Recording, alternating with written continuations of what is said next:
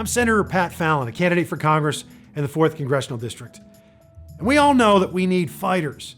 I wanted to share with you a story that proves that I am one, and that I won't run and scurry like so many other Republicans do when the glare of the spotlight comes on and when the press comes gunning for them. We need to take what the left deems as tough stands, draw that line in the stand, and not take any further steps back. Case in point, in 2017, the city of Dallas decided they were going to remove the Robert E. Lee statue. I don't know, it had been there since 1936. In fact, it was dedicated by President Franklin Roosevelt, a Democrat, of all things. And it was removed in 2017 by a group of cancel culture cowards. And I said as much. And then the news media came swarming. Most of the other Republicans ran for the hills, and I stood my ground. I took every interview that came and all the nasty, snarky questions, but it was never about Robert E. Lee. It was never about Confederate monuments. It never has been. It's about protecting our history. Knowing, if you want to get to know a person, you need to get to know their backstory. You want to get to know a country, you need to know the country's backstory. We will not forget the fact that 700,000 men died for what they believed in that Civil War from 1861 to 1865. So I promised folks back when I was running for the Senate in 2017 that I would file as my first bill in the Texas Senate, the Texas Historical Protection Act. I did.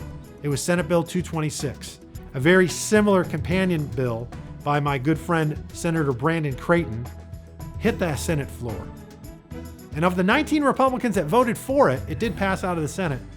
You know how many people spoke for it and entered the debate? Just 3 of us. Senator Brian Birdwell, Senator Brandon Creighton, and myself. And that wonderful piece of legislation unfortunately failed in the House. But again, it was never about the Confederacy. And it's certainly not about celebrating the Confederacy. It's just really about our history.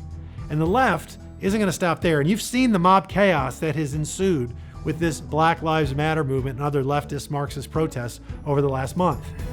They're not just tearing down Confederate monuments. They tore down a monument to Frederick Douglass, to Ulysses Grant. Thomas Jefferson's not safe. George Washington. Heck, they even defaced a statue of Stevie Ray Vaughan, somebody that, to my knowledge, didn't have a political bone in his body. This is about delegitimizing our history. So then they can delegitimize our founders and then delegitimize the Constitution and rewrite it. That's always been what this is about. I said 3 years ago, and people looked at me like I had 3 eyeballs, what's next? Are they going to tear down 2 faces off the cliff in Mount Rushmore? Are they going to dynamite Thomas Jefferson and George Washington because they were slave owners?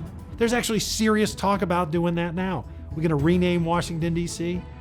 Again, we need fighters that draw that line in the sand and say, enough, this isn't even a real issue.